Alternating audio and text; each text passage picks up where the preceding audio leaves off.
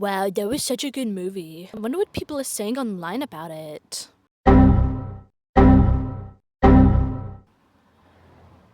Huh? See that? That is the exact reaction I don't want to have to a non-binary character. So, to preface real quick, I want to start by reading out the terms and services of this video. Ahem.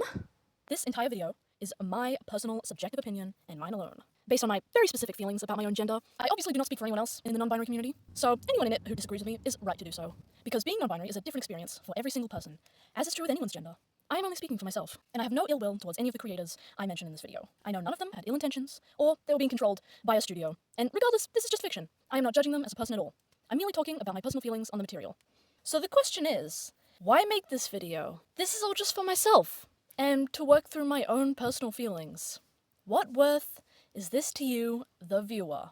Well, this is my small contribution to the voices of the community I am part of. When you're a part of any group or form of identification, by speaking up and expressing your feelings to others, it's one tiny grain of sand added to the collective perception and presence of that group in the minds of others. Things like this can either give awareness to those not a part of the group, normalizing and better understanding its existence, or it can simply create connection and unity within the group itself, so they can find relatability and help make each other a little less alone. And in this current time, where it feels like things are becoming increasingly more conservative, I am feeling pretty alone. So, if you'll have me, within my comfort space of fiction, I would like to contribute by being a whiny bitch. Alright! On with the show. Starting with the earlier reenacted incident that inspired me to create this video. I am stepping out of my comfort zone in this video. I generally ask for very little in terms of non-binary representation. I get that most people currently in the industry probably don't know a whole lot about it, or aren't given much room to experiment with it, even if they do. All I ask is that if your specific goal is to create representation for a group, is that they are actually a fucking character. In my memory, this non-binary representation is a background character on screen for a few seconds in one scene among multiple other characters that are also backgrounds, and not to be water racist, but they all kind of got the same face, and you expect me to feel represented by someone, what, saying they once? That's my little sib Blake and her girlfriend Ghibli. Sup? They're students at Element City School for the Arts. Yeah, following in Mom's wake. Oh, you expect me to notice that, let alone feel good about it? I didn't know there was a non-binary character in this movie until after I watched the movie.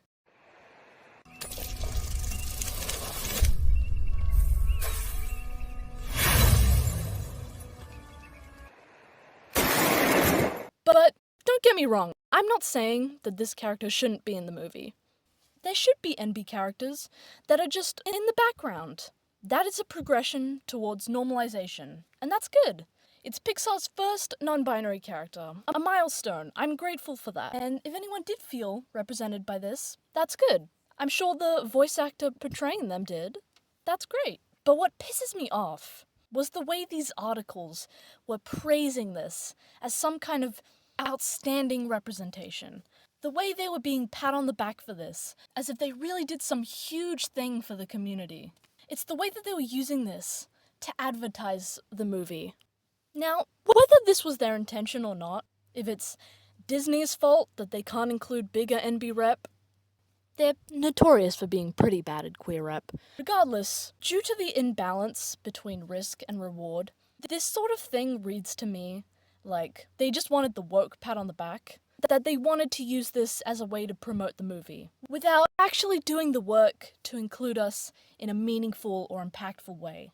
Despite this representation being so minuscule it went right over my gay-ass head, it is used to advertise and promote the movie, even though the movie itself has absolutely nothing to do with this character, and it would have no impact if you removed the character. Whether intended or not, this feels like brownie points representation. A trend that is common when representing marginalized communities, like when very straight fiction adds background gays or one gay, or when a mostly all-white cast adds one person of color, or only in their background characters. To add more non-binary examples, we also have one in Kipo and the Age of Wonder Beasts. Loved that show. Had a non-binary side character. Great! But they had barely any role in the story, or a comprehensible personality, from what I can remember. I mean, if they really had much personality, I probably would have remembered it. Also, this fact was mentioned first on Twitter, rather than the show. Which, I hate when representation is mentioned outside of the show, instead of in the show. Because then, that's not actual representation if a random casual viewer can't consume it. I think it's kind of a mark of how much fandom has become intertwined with the creators, and the connection to public opinion that causes so much representation to be like this. Or hey, how about in Steven Universe Future, where this hoe shows up for a few minutes in one episode, and that's it. That's the only average human type of enby rep in this show. Or these side characters in Amphibia, for like few episodes, who are extremely inoffensive. Or even this one in Moon Girl, who's a repeating backdrop. The internet hyped me up so much for characters like this, and in my opinion, despite even if the intention is seeking genuine representation, the creators do not deserve a congratulatory party for adding a non-binary character that makes no real impact on the story. The writer gets something out of it because you get to use it as fishbait to win over those who will take any small crumb of representation they can find because there's so little of it. But what do we get out of it? A small, ooh, that one's like me, but nothing for us to actually connect to that prompts us significant feeling or thought about the character. No character representing that part of us to create an opinion about or relate to. That's not possible unless they are actually a relevant character in the story. Often, they're not, because that's not something the creator is naturally considering for their protagonist. That's fine. I just don't want you to be rewarded for a level of non-binary representation that you don't have. Because this isn't enough for me anymore. But if you can or do want to, all I really want is to feel something substantial for this character. Like I do to these characters, because they all have complex roles and impacts on the story. And I can absolutely love them, but also I can hate them.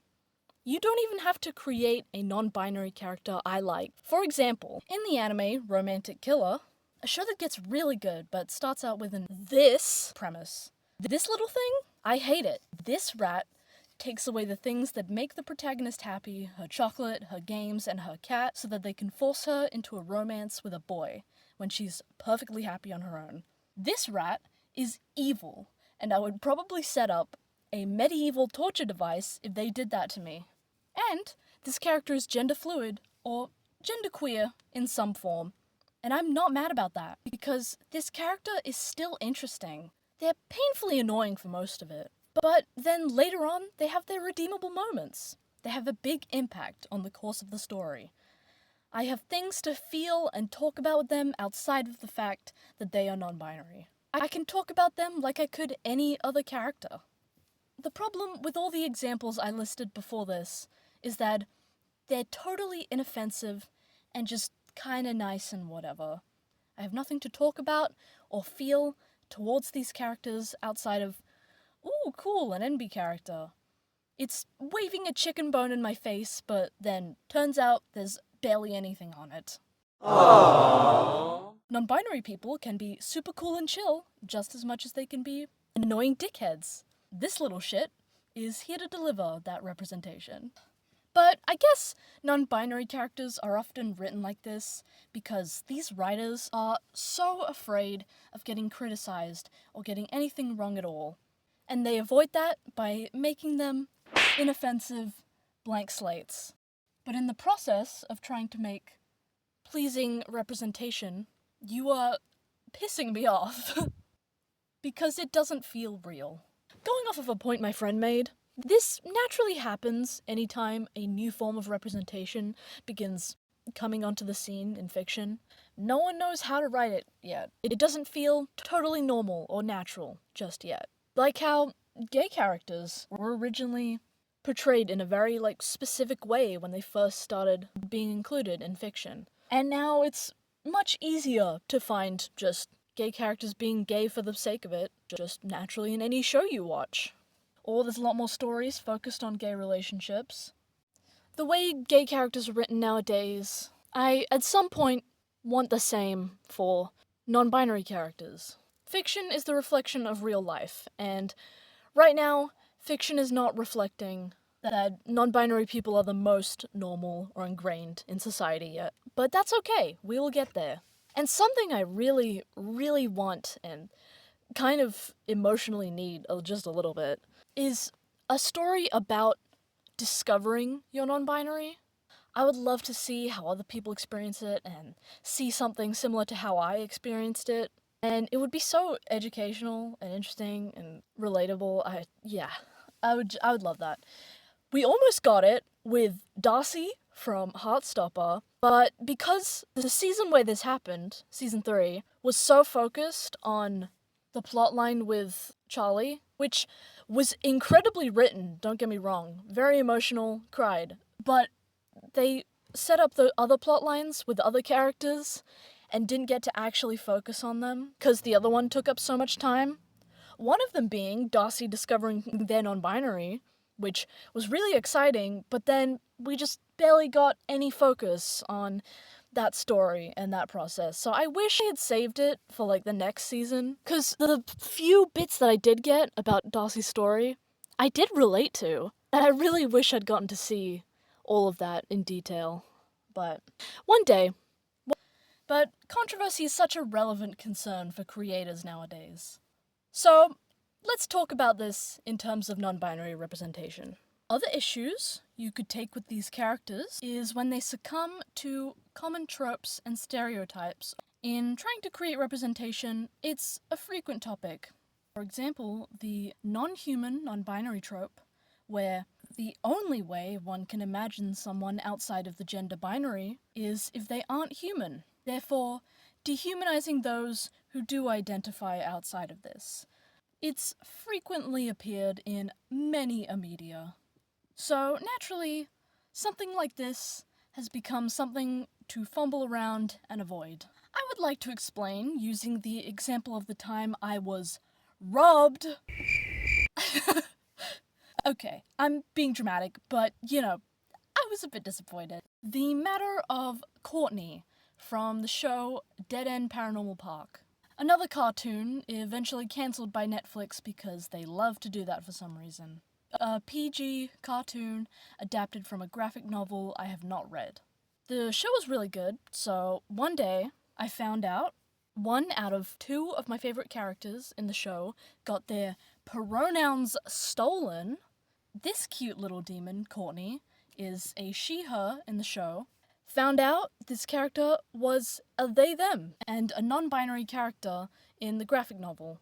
This is not to say enbys can't use she-her, but since no such gender is specified with Courtney in the show, audiences will go off of, is pronouns. Why'd they change this? To avoid the controversial, non-human, non-binary trope I just mentioned. Knowing the stereotype, they wanted to dodge bad representation. So they just went with the VA's pronouns. They clearly had good intentions in doing this, but man, I really want my Gremlin NB character fix. Please, please, please, please, please, please, please, please, please, please, please, please, please. It's disappointing that in the journey to earning better representation, they had to remove it entirely. I would treasure this. This thing is what I feel like. Even Courtney's story has a focus trying to find some way to fit in and feeling out of place. Relatable! So, the thing about my feelings on this trope, while I don't think it should happen with every single instance of non-binary representation, I actually don't want it to be completely erased. How many times have you seen enbys identify with non-human things or terms? Well, I'm definitely one of those. I would love to be a red gremlin scrimblow little demon. I would love to be a creature. The idea gives me gender euphoria because it's just so removed and free from humans' idea of gender. And you don't have to think about all of this. You can just be some thing, some indescribable thing. You just exist without those boundaries. Like, I loved Double Trouble from She-Ra back in the day, and Nimona is the movie that made me realize why. Because I would love to be a shapeshifter so bad. I wouldn't have to figure out my gender or worry about my body or presence in the world. I could just be whatever I wanted on the day. Like, fuck gender. I'm a shark today. I'm a fungus. I'm a red little demon. So, seeing non-human, non-binary characters allows me to live vicariously through them. I get to see a representation of what I sometimes feel like I am on the inside. I already connected with this character. Seeing that part of myself on full display would have made me feel even closer. So, Cordy being non-binary, I actually don't find that is bad representation for me or those who relate to me. But on its own, it can be. I don't think enby characters should always be non-human. First of all, because, again, I don't speak for the entire vast and diverse community, I'm sure not every non-binary person feels this way.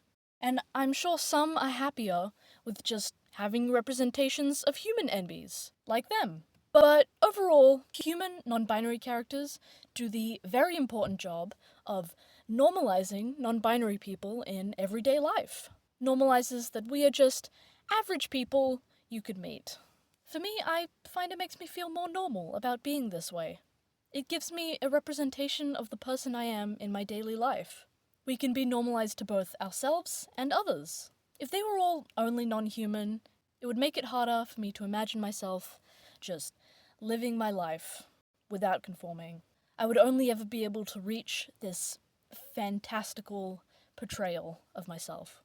So, with Courtney being the only non-binary character in the series, yes, it is harmful. That's why this was removed. So, I have a solution to this issue. You want to know what it is? Come here. Let me whisper it into your ear. You can actually create more than one non-binary character in the same piece of media. Despite how every community is so diverse, there's a million ways to represent each one, because everyone in the world is so different. And yet, every time the goal of representation is seeked, they decide to represent this entire community with one single character, which leads you to situations like this, where the pressure is all on this one character to represent this entire group of people, where you want to try and dodge all these stereotypes because you only have one single character. Yet naturally, it's not going to be fucking perfect. Asexuals can literally be anyone, and to have all that diversity, all these different experiences, all these different relationships and reactions to and ways of coping and struggling with asexuality to be condensed down and channeled into the singular character that is Todd, it's just not going to work. And so, how I would have solved this situation is to add another non-binary character, one that's just a normal human. This would show the different ways non-binary people can be represented and exist. This would prove against the stereotype and trope, showing that you don't believe in it, while still keeping the original vision of this character, and having more representation, specifically more diverse representation, than you did before. And it doesn't have to be a main character. It can be a side character. It can be a character involved in one or two plot lines. As long as they have some kind of story relevance. You could achieve this by creating one, or you could pronoun flip a character you already have, considering that's something you're comfortable doing. Sorry, that was catty. I don't want to be a dick. It's just so rare that I get fiction where there's more than one non-binary character. Whenever I get representation, it's almost always one at a time. This habit is in line with my previous topic too. It's always just one token character. this specifically sticks out. I'm not talking about media where they have a small cast. Then I'm not expecting much. But I'm talking about the media that has a huge, vast and wide cast of characters, when throughout all of that, there is only one. How do you expect me to feel like the way I am is normal when all I am in fiction is this one isolated instance? The lack of commonness in that environment effectively making us look like or feel like the weird one, even if that wasn't your intention, even if you're not doing that on purpose. And this isn't even realistic. In real life, we flock together. Many of my friends have been non-binary or fall under the umbrella or are at least not cis. In the process of seeking more normalized non-binary representation, they've made it less normal. As a writer myself, I think it's good to have more than one character of that same community I'm trying to represent, and have them be very different from each other. One, to show to the audience that not every person from this group is the same, to represent the differences they can have while still being the same thing. Also for their subconscious stereotypes held about that person. It can slowly wash those away and just make them another person in their subconscious mind. And two, to the people that relate to this characteristic, I want to represent more than one form of it because everyone in a community wants something different in their representation. I think in any type of representation, I think there should be multiple forms of how it is, because everyone has different opinions for what they want to see, and everyone relates to something different. For example, some people like how wholesome and unsexualized Heartstopper is. Oh my god, I loved it so much. Oh my god. And Heartstopper is just, it's going to be so important to a lot of people. I know that. Honestly, I keep saying this time and time again, but if I had this when I was at school, I just would have accepted myself so much quicker. And maybe other people would have seen that it was okay to have a sexuality that wasn't straight. Oh, freaking hell. I loved it. I loved it. While others don't like it and think they treat the gay men in that show in too much of a wholesome, unrealistic way. Was this film for PBS? We're watching Peanuts. Peanuts. What This is the Mother Goose suite. It's Mother Goose. But I don't want them to have sex because I want to watch teenagers have sex. I want it to be closer to real. Coercing anybody into having sex is, of course, a terrible thing.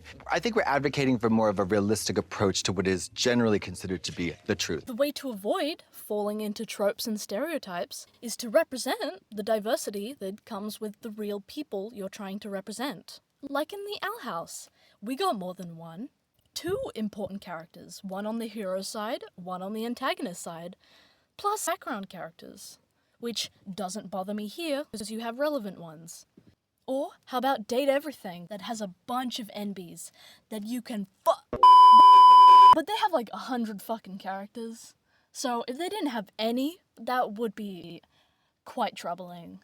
But they do, it's very exciting. And they're all very different in aesthetic and personality. They're integrated so naturally in the game. They're just, are the characters part of this concept that you can talk to? They don't stand out like a little token among the game. They're just there. They're just characters. They're just people. And I hope for one day where that's more common in more things.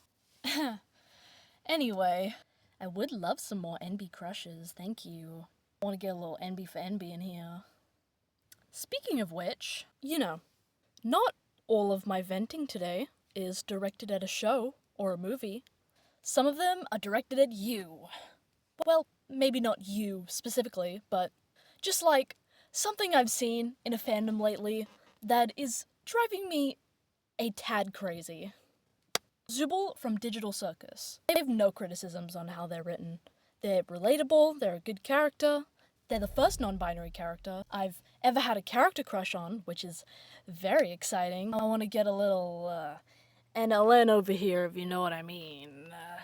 But on the topic of today, the other exciting thing is that this is the first time I've shipped something with a non-binary character in it. A brand new, validating experience that I can have fun with. So tell me why I go in the fandom and Zooble is being womaned everywhere I go. Every single time I step foot into the Abstragedy tag, every time this ship is labeled, or Zooble's sexuality is labeled, they are always referred to as lesbian, or sapphic, or Yuri, or WLW, or anything along those lines. Legit, every time I've seen it, abstragedy is referred to using the same terms you would use to describe a ship between two women. Now, before you tell me, yes, I know that many non-binary people refer to themselves as lesbian or sapphic, and obviously, I take no umbrage with that. Your gender is your gender, and I also don't have a problem with people that are projecting onto Zoopal, because that is what fictional characters are for you to see yourselves in them. That's great. I am also doing that with Zoopal. What's wearing on me is the frequency. It's the fact that that is all I see. And despite what these terms can be used for, they are still more frequently used and associated for relationships between women. In the dictionary definition, both are still defined as a relationship between women. Plus, the other two terms I mentioned are, so far, exclusively a woman thing. It's the fact that Zoopal is also interpreted as a woman, separate from Gangle. Despite the fact that, in the show, Zoopal is referred to solely with they-them, people saw Gooseworks say that Zoopal would probably be alright with any pronouns, and took that as a pass to constantly use she/her to refer to them. Within the fandom, they become a she/they. I rarely ever see people use he. Would that be different if their voice actor was an AFAB? If they had a more masculine voice? If they appeared more masculine to the audience? Or they somehow don't even know Zoopal is non-binary at all? It's not even just that. It's the way they are presented as a couple, frequently being mostly portrayed in the butch-femme dichotomy, a trope in sapphic culture, where Zoopal is always made to be the butch, despite Zoobal's entire character centering around having a very diverse relationship with their appearance. But Gangle is the more feminine one, and Gangle is the meeker one, so Gangle has to be the femme, making Zoopal butch, because Zoopal is seemingly more masculine. I guess it's also because of their deep, sexy voice, but they hardly even ever wear clothes on adventures, so... Good grief, he's naked! So, how are we supposed to really know what their gender expression really is? I don't know, just makes me want to get a little more experimental, I guess. It's the way they're made into Yuri to adhere to memes because of the memification of gay ships. They're certainly never referred to as a straight couple, and I guess maybe some people just mean when they use those terms, they just mean their relationship is queer in general, but I've just never seen any other terms used for them but the ones used for women in this regard. Then, when I see them shipped with Jax, they are instead referred to as yaoi, which means it's a thing of them conforming Zoobal's gender to whatever the gender of their partner is because they want the gay. I even saw some people argue this, that this is why they always refer to it this way. Whoever a non-binary person is in a relationship with, they just become the gay version of that. Holy shit, I'm going to lose my mind. If people wanted straight ships, would they conform Zoopal to that? Depending on the gender of their partner? Look, the reason this bothers me so much is not just my projecting onto Zoopal, who I seek the gender exploration through and am instead being pushed into being a woman when I go into the fandom, therefore giving me secondhand dysphoria, and reminding me of my real-life experience. But it's because this is literally the only proper ship I'm into that has an enby in it, making it one of my only fictional examples of a non-binary character in a relationship. By having such little examples of non-binary people in relationships, it makes it harder to imagine myself being in a relationship without becoming conformed to the gender of my partner. And when I search for comfort and validation in this ship, I'm brutally reminded of the fact that people will still conform me into a gender depending on my presentation, and depending on the gender and presentation of my partner. That maybe it's something I'll never be able to escape, and it makes me not want to be in a relationship at all, even though I want that someday. People still think in binary terms. They put Zoopal in this position because that's the only way they can process their relationship. They can't picture how it would look different, so they see that Zoopal is a queer character and convert it to the closest queer thing they know, a Yuri ship. It kind of reminds me of the way people would take gay ships and make one of them the woman, people can still only think in the heteronormative terms of there has to be a masculine one and there has to be a feminine one. One of them gets the traditionally masculine roles, being the top, and one of them gets the traditionally feminine roles, being the bottom, which happens here too, with the butch femme thing. People take this enby ex-womanship, and their only way to make sense of it is by conforming it to the gender roles they've become accustomed to. And I get it, I'm also guilty of this. And until this changes, which will take a long time, I'm stuck in this limbo of not wanting to be conformed in this way, but having no other choice. Yeah, it just sucks, man. But look, it can change. Unfortunately, there's not many terms for their relationship based on gender right now, and the few that are not very common, or don't roll off the tongue very well. It's gonna be uncomfortable and confusing for some time, but eventually, it can grow more normal if we take this chance to experiment with it a little. That's the fun of being non-binary and having non-binary characters. You can just explore this way however you want, in many different ways. I think this is one of the biggest fandoms I've seen that has a non-binary character in its media. So, obviously, I'm gonna see it handled in a lot of bad ways, but also, there's a huge opportunity to use this for good and for more people to recognize characters like Zubul.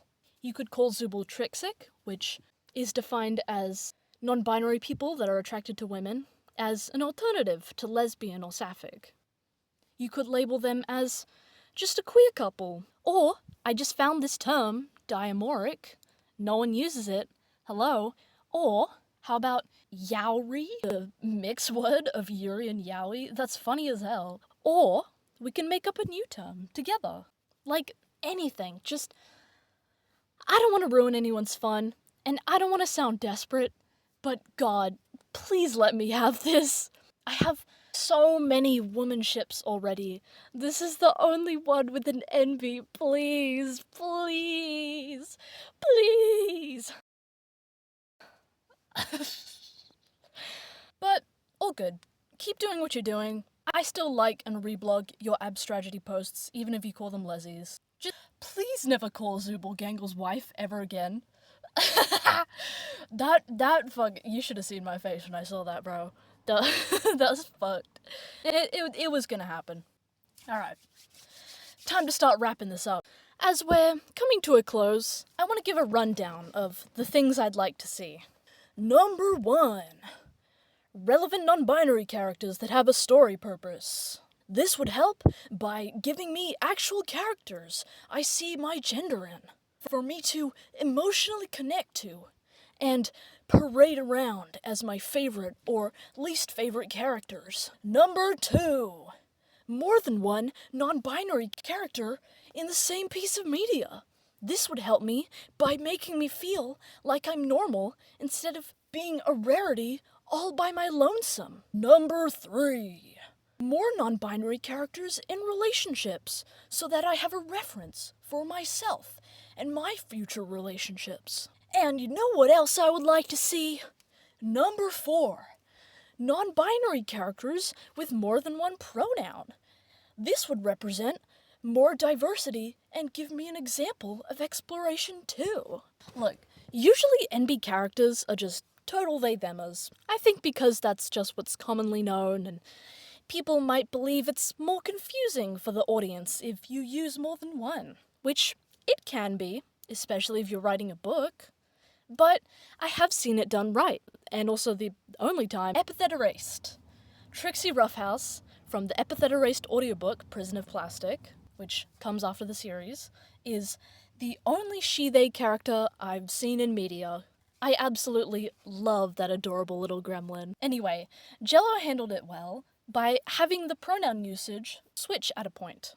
That's my alarm to swap pronouns! I forgot to turn it off! Hearing the reason, Trixie backed off. Trixie used both she, her, and they, them pronouns. They had tried explaining that to their classmates, but the class pretty much exclusively used she, her, which sucked. Trixie grumbled about it to Phoenica once, and Phoenica immediately decided that she should lead by example. They used one pronoun for a chunk of it, and the other for the next chunk of it. I think that's a good way to split it up. You could do that. especially if you're writing a book. Or just flip casually. Check it's not confusing. They can figure out the rest. Or, I don't know, something else. If y'all have any suggestions, leave them in the comments. Also, reminder, because this has been a very negative video, I definitely do have non-binary characters that I really like, that I'm listing on screen here right now. And maybe I could do a separate video where I rank non-binary characters or something like that, and then I can talk about everything I love. It is good for me to give good examples of what I do want to see more of. But if there's any more good ones, please recommend in the comments. And perhaps I may watch it or read it someday, if I haven't already. Number 5. The main thing that I want is simply diversity in the way non-binary people in really any group is portrayed. Because gender as a concept is just so much more vast and complex than we've been led to believe. Even two people of the same gender can still have completely different expressions and feelings about it. And I want the full scope of that to be represented in fiction. And all of these examples, whether they pissed me off or not, do portray a part of that spectrum. And for that, I am grateful for all of them. Everyone deserves to feel real and represented in this reflection of our world. At the end of the day, that's all I really want. If you're a writer that has made it to the end of this video, thank you, by the way, and you have done any of these things, I want you to know that you do not have to take my advice. And it is not a big deal. You have the right to write your characters however you want to. But if you do want to represent enbys who related to the feelings I've expressed in this video, these options are here for you to consider.